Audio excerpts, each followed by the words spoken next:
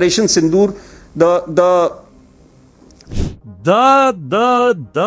उर्दू का बड़ा मशहूर मुहावरा है हलक खुश्क होना।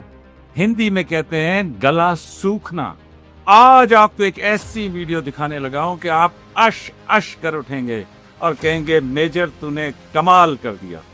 कल 4 जुलाई 2025 को इंडिया के vice chief of army staff general Rahul Singh एक तकरीब से खिताब कर रहे थे और चौथे मिनट में जैसे ही वो ऑपरेशन सिंदूर पे पहुंचे तो देखें जनरल साहब का गला कैसे सूखता है। Operation Sindoor, the defining thing was that the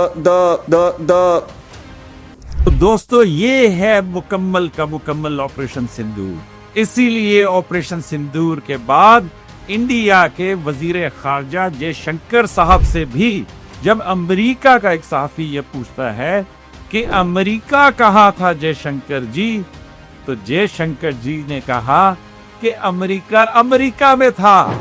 And where was the US in this process?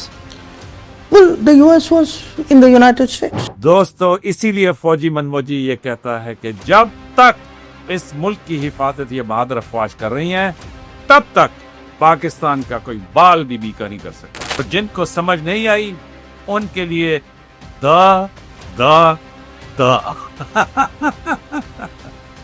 देखते रहिए फौजी मनमोजी।